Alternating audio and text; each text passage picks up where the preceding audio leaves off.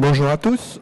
Pour terminer la matinée en beauté, Jérémy Barry de Lianatech qui va nous présenter les 8 étapes vers l'automatisation marketing agile. Merci à tous. Merci Jean-Éric. Alors bonjour à tous, je ne sais pas si vous étiez là hier, mais c'est la deuxième présentation qu'on va avoir lors de ce salon. D'ailleurs, si vous n'étiez pas présent et que vous avez envie d'avoir les slides qu'on a présentés hier, n'hésitez pas à venir me voir après la présentation. Vous avez juste à me donner votre adresse email et on vous enverra les slides de la présentation qu'on a faite hier. Donc hier, on parlait de comment faire une bonne newsletter en 2015.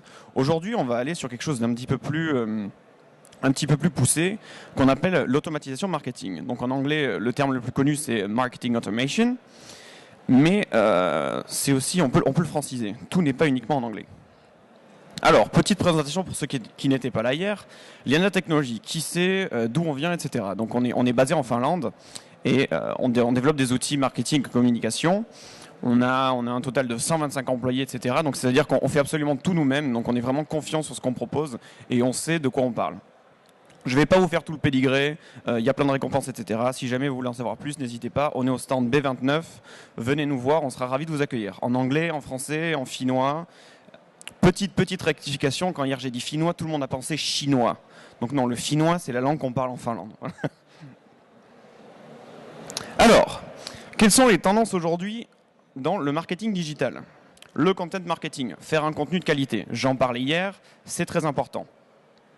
Deuxième, être adapté à tous les nouveaux services et les nouveaux appareils, tout ce qui est smartphone, tablette, tout ce qu'il y a entre les deux, c'est-à-dire il faut avoir un design responsive qui consiste à ce que votre site web, votre newsletter puisse s'adapter à tous ces nouveaux appareils-là. Et la troisième tendance, ce qu'on va aborder aujourd'hui, c'est l'automatisation marketing. Alors, automatisation marketing, qu'est-ce que ça veut dire ? Nous, on définit ça comme un processus agile. Alors, processus agile, pour ceux qui ne sont pas forcément au courant, c'est-à-dire qu'au lieu de faire un plan sur 5 ans, le milieu du marketing, c'est quelque chose qui évolue vraiment constamment et ce qui sera vrai aujourd'hui ne sera absolument pas vrai dans 5 ans. Donc, le concept du processus agile, c'est justement de faire des petites étapes, de voir très rapidement les résultats que vous obtenez, qui vous permettent justement de peaufiner votre prochaine étape avec les résultats que vous avez obtenus auparavant. Alors, comment on voit ça chez nous? Première étape, vous avez besoin d'un support. Ça peut être un site web, ça peut être une boutique en ligne. C'est vous qui décidez. Donc, il faut avoir du contenu segmenté, c'est-à-dire contenu thématique. Powered par un CMS. Donc, c'est-à-dire, il faut que vous puissiez gérer, mettre à jour et utiliser votre site web de façon assez indépendante pour que vous puissiez créer du contenu régulièrement et le gérer vous-même. Gestion du contenu actif, c'est ce que je viens de dire. Une fois qu'on a un site web ou une boutique en ligne bien installée avec du contenu de qualité, qu'est-ce qu'on a envie de faire? On veut en parler, on veut communiquer. Comment on fait ça? Il faut investir dans du marketing. Donc, comment on obtient des résultats? De la publicité, Search Engine Marketing, je pense notamment à tout ce qui est AdWords, etc., les Google AdWords. N'hésitez pas à l'utiliser, ça vous apportera énormément de visibilité. En investissant du temps, alors évidemment, tout ce dont on va parler aujourd'hui, c'est vraiment très efficace, mais il faut y accorder les ressources nécessaires. Il faut une personne dédiée, il faut quelqu'un qui y passe du temps et qui se spécialise là-dedans. Réseaux sociaux, optimisation de moteurs de recherche, SEO, je pense que vous savez ce que ça veut dire. Est-ce que tout le monde dans la salle est au courant de ce qu'est le SEO? N'hésitez pas à lever la main. Non, personne, si, une, deux. Bon, en gros, l'optimisation pour les moteurs de recherche, c'est le concept d'apparaître. Si vous avez un business dans le tourisme, par exemple, ou dans les voyages, si quelqu'un tape voyage sur Google, vous apparaissez en premier. Voilà. Donc si vous avez une bonne optimisation de moteur de recherche, c'est un bon SEO, vous serez référencé tout en haut et tout le monde cliquera sur votre site web. Cibler un segment, ça c'est un concept que j'ai abordé hier et que je peux rappeler aujourd'hui. C'est-à-dire qu'aujourd'hui, une newsletter, si vous envoyez le même message à toute une base de données, ça ne marchera plus. Ça ne marche pas parce que vous êtes d'accord que tous les matins, vous recevez des millions d'emails dans votre boîte mail, avec beaucoup de newsletters, beaucoup de spam, et forcément des trucs, beaucoup qui ne vous intéressent pas. Donc l'idée aujourd'hui, c'est de s'éloigner de ce fusil à pompe, comme on a dit hier, comme cette technique qui fait qu'envoyer le même message à plein de personnes, ça ne marche plus. Aujourd'hui, il faut segmenter votre base de données. C'est-à-dire, sur toute une base de données, vous avez forcément des plus petits groupes qui s'en détachent. L'idée, c'est de prendre ces petits groupes et justement de créer du contenu pour chacun de ces groupes-là, qui fait que ceux qui recevront, ce sera quelque chose de beaucoup plus pertinent. Donc, newsletter via email, mobile marketing, si jamais vous voulez utiliser ce concept-là, n'hésitez pas à demander le numéro de téléphone de vos abonnés, de vos clients, des communiqués de presse pour communiquer les journalistes, et l'automatisation marketing, on y arrive. Segmentation et analytics, qu'est-ce que ça veut dire ? On va travailler par concept de profil client, c'est-à-dire vous voulez un maximum d'informations sur chacun de vos abonnés, sur chacun de vos clients. Pourquoi ? Parce que justement, ça vous permet, au lieu d'envoyer un message général, mais ça vous permet justement de découper ce message en plein de petites parties que vous pourrez changer et adapter à chacun de ces profils-là. Parce que quelqu'un qui est fan de musique ne veut pas recevoir des news ou des informations sur l'agriculture. Nous sommes d'accord. Des objectifs, c'est à vous de les définir, notamment avec la personne qui vous encadre. Segmentation, analyse des résultats, ça c'est très important et c'est ce qui est la touche de fabrique du processus agile, c'est que vous faites des petites étapes, vous avez des résultats très rapidement, ce qui vous permet justement pour la prochaine étape de faire des progrès. Parce que si vous utilisez une technique qui s'appelle le waterfall, qui est l'opposé complet, c'est-à-dire sur 3 ans, etc., vous définissez tout un plan d'analyse, de création, etc. Une fois que vous aurez le résultat, le milieu du marketing aura changé. Donc c'est vraiment pas intéressant. Alors, qu'est-ce qui est intéressant au niveau de la segmentation? C'est que plus on segmente, l'idée c'est qu'on arrive quasiment à un message individuel.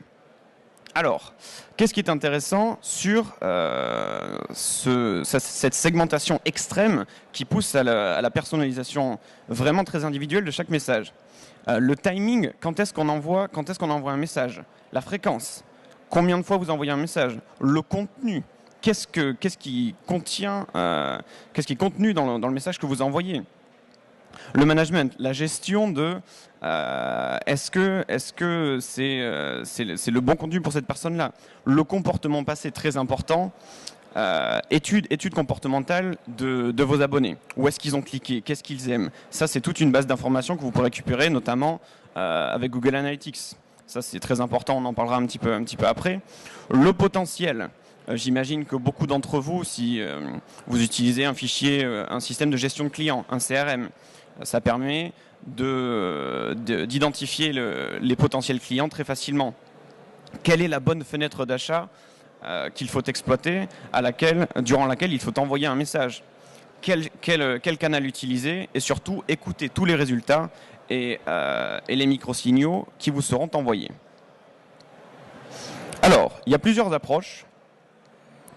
Évidemment, le B2B ou le B2C. Pour le B2B, on parle surtout de lead scoring, c'est-à-dire avoir des leads entrants pour justement signer des contrats.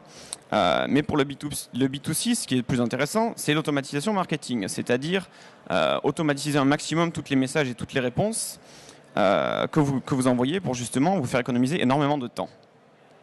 J'en parlais un petit peu précédemment, la méthode agile contre la méthode waterfall. La méthode agile, j'en ai parlé beaucoup, c'est l'idée de faire des petits projets justement pour avoir des résultats rapidement et avancer avec ces résultats-là. Le waterfall, c'est complètement le contraire, c'est faire des projets vraiment très longs qui fait qu'une fois que vous aurez les résultats, l'environnement autour de vous aura vraiment changé. Alors, on plonge dans le vif du sujet, une petite checklist, 8 étapes très simple peut-être pas, pour démarrer dans l'automatisation marketing. Alors, étape 1. Alors, qu'est-ce que c'est en fait l'automatisation marketing? C'est-à-dire qu'on utilise toute la technologie auquel on a accès aujourd'hui, qui nous permet d'automatiser un maximum de systèmes et de processus pour justement vous permettre de vous concentrer uniquement sur le contenu et pas sur l'envoi incessant de newsletters ou d'emails, etc. Donc qu'est-ce qui est important comme premier point? C'est d'avoir un outil performant. Donc pour ça, il faut le choisir. Alors quelques critères sur comment choisir un bon outil. Agile, je me répète, mais vous ne pouvez pas savoir à quoi ressemblera le milieu du marketing dans un an. Et si vous misez sur le fait que peut-être ça ne changera pas, c'est pas très judicieux. Il faut faire attention que l'outil que vous voulez prendre soit complètement intégrable avec le système que vous avez déjà. C'est-à-dire, il ne faut pas que vous ayez l'obligation de changer tout ce que vous avez déjà, qui marche déjà très bien avec votre système. Il faut que l'outil, l'implémentation et l'apprentissage de cet outil soit rapide. Vous ne voulez pas passer des mois à apprendre à vous servir d'un outil qui est censé vous aider et vous faire gagner du temps. Simple à utiliser au quotidien, évidemment. Vous ne voulez pas passer des heures chaque jour parce qu'il y a un problème qui ne marche pas, etc. Et surtout, un système qui évolue et qui est développé relativement régulièrement. Deuxième point important. J'en parlais un petit peu avant, le système de gestion de clients, un CRM. Un CRM, c'est ce qui vous donnera la base de données avec toutes les informations que vous pouvez récupérer sur vos clients. Vous n'en avez pas forcément énormément au début, mais c'est une base pour commencer à personnaliser votre marketing. Presque toutes les organisations. Qui dans la salle utilise un CRM, un système de gestion de clients? Donc voilà, beaucoup. L'idée, c'est que beaucoup d'informations sont possibles à être stockées dans ces systèmes-là, mais vous n'avez pas forcément les informations déjà, mais ce n'est pas un problème, parce que juste avoir des informations de base, c'est assez pour commencer le processus. Donc il faut intégrer ces données dans le processus de l'automatisation marketing. Et c'est un système de vase communicant, c'est-à-dire vous injectez des données dans le système d'automatisation qui, une fois qu'il aura traité ces données, vous en rendra encore plus, qui complétera votre CRM. Troisième point.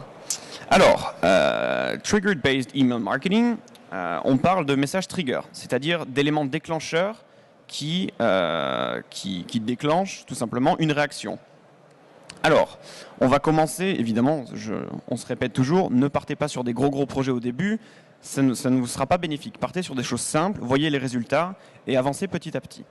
Alors, première étape vraiment très simple, vous connaissez tous les mails pro qui ne changent jamais. Évidemment, quand quelqu'un s'inscrit à votre newsletter, un petit mail de bienvenue, quand quelqu'un commande quelque chose sur votre e-boutique, une confirmation de commande, merci de vous être abonné, facture, vous avez la liste participation en concours Facebook, etc. Quel genre de communication vous voulez automatiser avec ces triggers? Ça, c'est à vous de le définir, c'est à vous d'y réfléchir et d'en parler avec le fournisseur de votre outil pour faire un projet adapté. La clé justement des messages triggers, c'est que le message sera envoyé au bon moment. C'est-à-dire, une fois que la personne vient de s'inscrire, quel est le meilleur moment pour vous de lui parler? C'est dans les 5 minutes qui suivent, évidemment. Quatrième point. Alors oui, jusqu'à maintenant, on n'a pas vraiment planifié grand-chose. On va commencer à planifier les choses à partir de maintenant. Donc l'enrichissement des données doit être planifié uniquement après que l'automatisation ait été testée dans un contexte business réel. C'est, encore une fois, le concept agile. Faites des petits tests, voyez si ça marche, et ensuite passez à l'étape suivante. Faites un plan. Vous allez avoir une base de données que vous avez certainement déjà, mais pas forcément très complète. Donc, de quel genre de données supplémentaires avez-vous besoin? C'est une question à se poser. Quelques idées. On commence avec les données clients. Si vous n'en avez pas, évidemment, ce n'est pas possible. Mais il vous en faut un minimum. Des informations basiques. Nom, prénom, titre, une petite parenthèse qui a été oubliée. Titre, je veux dire profession, etc. Adresse email. On va dire que ça, c'est vraiment la base. Si vous n'avez pas ça, ça va vraiment être compliqué. Si vous comptez, comme je disais un petit peu plus tôt, si vous comptez faire des campagnes SMS mobiles, pensez à demander le numéro de téléphone pour recueillir des informations. Je me répète par rapport à hier, mais quand vous recevez un email, quand vous recevez une newsletter, imaginez toujours que la personne qui reçoit cet email ou cette newsletter-là n'a pas le temps, c'est pas le bon moment. Donc il faut vraiment aller au plus simple. Faites un formulaire simple, essayez-le vous-même. Est-ce que c'est possible de le finir en 20-30 secondes? Il faut que ça prenne moins d'1 minute. Si jamais vous passez plus de 10 minutes sur un formulaire, c'est qu'il y a des choses à simplifier et à changer. Et évidemment, encore une fois, vu que vous faites des étape par étape, vous n'avez pas besoin d'avoir toutes les informations dès le début, mais vous pouvez les enrichir par la suite. 5e étape, alors le continuum, attention on a droppé le mot, c'est un ensemble du marketing digital, on appelle ça comme ça. On a besoin de valeurs concrètes et de connaître justement l'efficacité des premières étapes que vous avez effectuées. Donc c'est pour ça que vous avez vraiment besoin d'avoir un moyen de récupérer les données et les résultats des campagnes précédentes. Google Analytics fait ça vraiment très bien. Si vous n'avez pas encore de compte Google Analytics, je vous le conseille. Ça ne peut que vous aider. Donc, une fois qu'on a ces données-là, il faut les analyser et il faut les intégrer dans cette chaîne d'automatisation. Alors, comment on fait ça ? Un bon point de départ, justement avec Google Analytics, c'est de l'utiliser sur chaque interaction. Donc, que ce soit sur votre site web, sur les campagnes d'emailing, quand je dis ça, je parle de newsletter, sur les campagnes payantes comme AdWords, etc. En e-commerce, très très bon exemple, intégrez-le évidemment à tout ce qui est panier de commandes, etc. Si jamais quelqu'un commence à remplir un panier de votre boutique e-commerce et ne finalise pas l'achat, c'est un comportement que vous voulez absolument repérer et étudier. Parce que ça veut dire qu'il y a eu un intérêt, mais que quelque chose s'est passé qui n'a pas finalisé l'achat. Normalement, sur tous les outils d'automatisation marketing, l'intégration à l'analytics est prévue.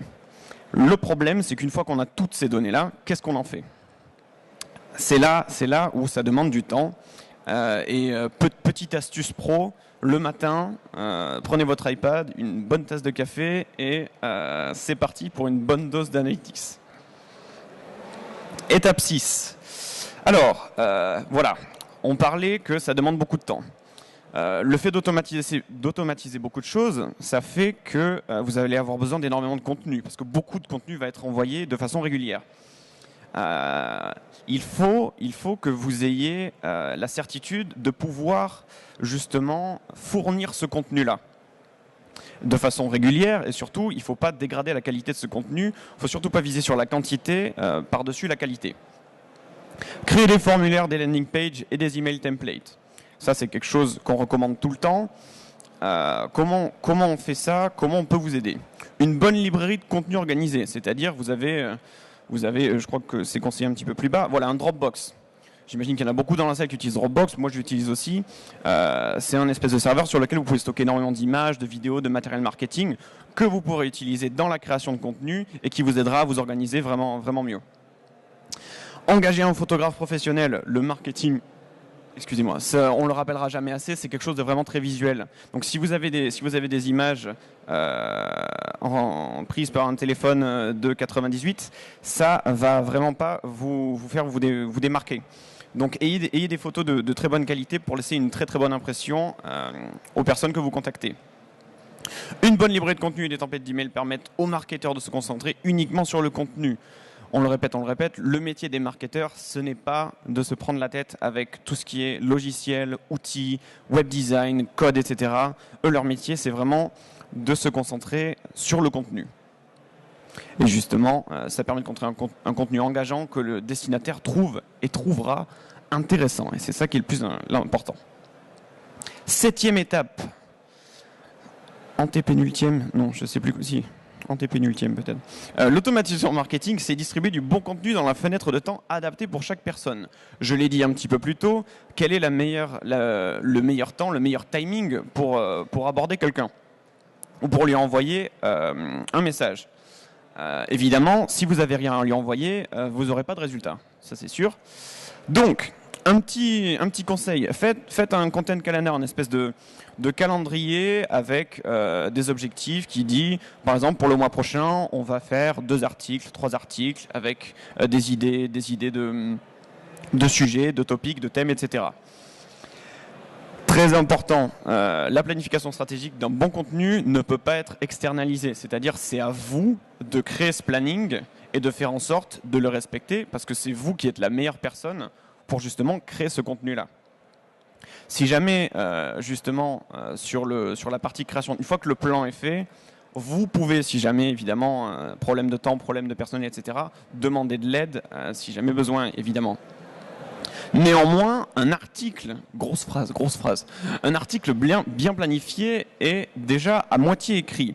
Alors, évidemment, si sur votre calendrier de création de contenu, vous avez déjà des idées, des contenus, des liens, etc., tout est prêt, il y a juste à faire la rédaction, l'article en lui-même ou le contenu est quasiment créé. Donc c'est pour ça, faites vraiment un calendrier, un agenda et respectez-le. Idée que nous on utilise notamment chez Liana Technologies beaucoup, c'est pas parce que quelqu'un est un vendeur ou au service technique qu'il peut pas proposer des idées. Utilisez toutes les capacités de votre entreprise, toutes les idées sont les bienvenues. Récompensez les bonnes idées évidemment, et encore une fois, c'est pas un petit projet, etc. Donc ne vous découragez pas, soyez courageux.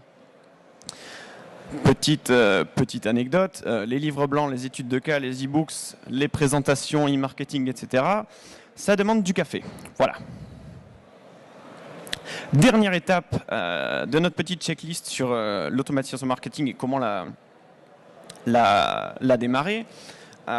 Une chaîne d'automatisation, c'est une série de messages en temps réel qui se déclenchent lors d'un événement ou d'une heure précise. C'est-à-dire, vous allez mettre en place un espèce d'algorithme de réaction en chaîne qui se déclenchera uniquement à partir de l'élément déclencheur que vous aurez défini. Comme par exemple des réservations des chambres d'hôtel. Vous recevez un petit mail disant j'espère que vous allez apprécier votre séjour. Si quelqu'un devient un client, un petit mail de bienvenue, n'importe quel événement, même pour le salon e-marketing. Par exemple, nous on a fait une newsletter de bienvenue en disant venez nous voir sur le stand B29, etc. Et une fois que tous ces 7 points ont été checkés, là ça y est, on commence. Enfin, on a assez réfléchi, il faut se lancer. Première implémentation de la chaîne d'automatisation. Alors, quel genre de groupe vous voulez cibler? Alors, quelques idées, ça peut être des leads, ça peut être des clients actuels, ça peut être des fans.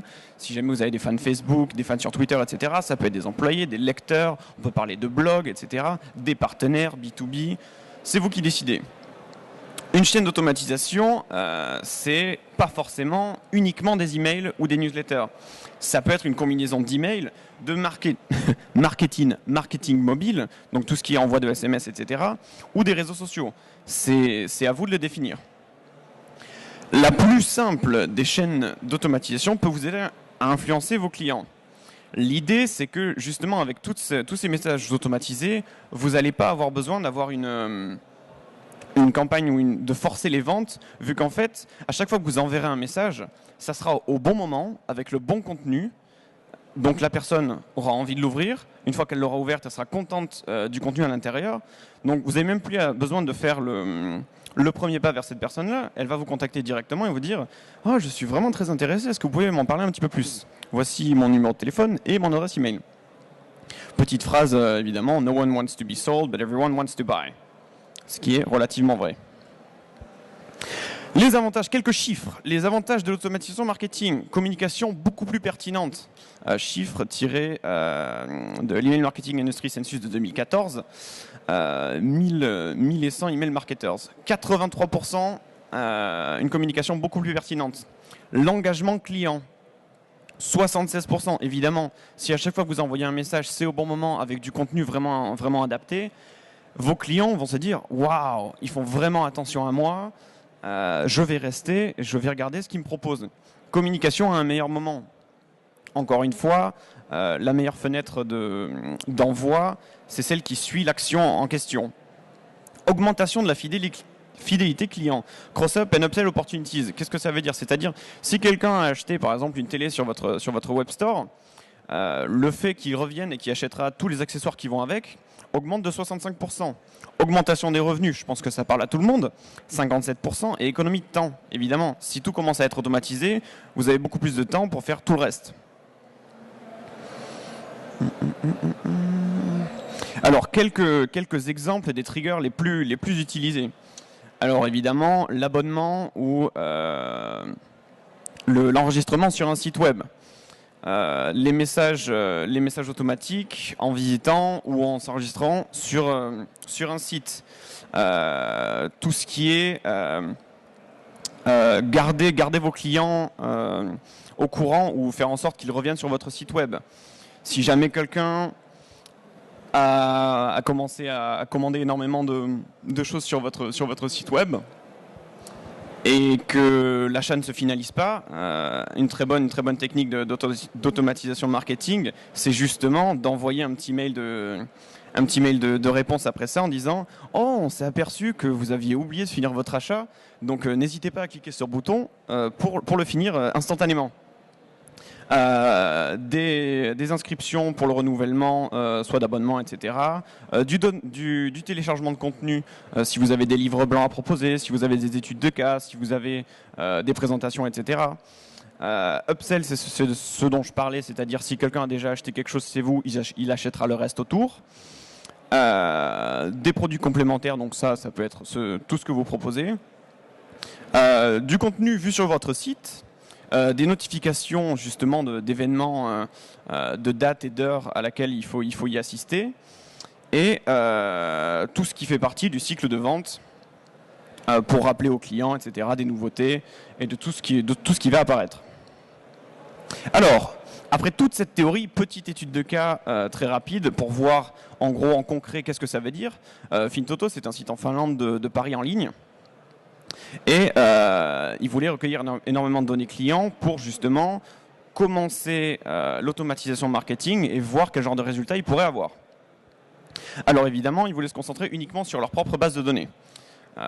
Ils avaient déjà des données clients parce que ça fait quand même plusieurs années qu'ils exercent. Donc ils avaient l'historique de Paris, la date d'enregistrement, la date de la dernière partie qu'ils ont faite, le montant qu'ils avaient sur leur compte, etc. Tout ça, c'est des données qui ont été récupérées et qui ont été utilisées pour créer des profils clients. Des autres canaux de données, on a utilisé leur site web, les landing sites et évidemment tout l'analytics qu'on a sorti de leur newsletter.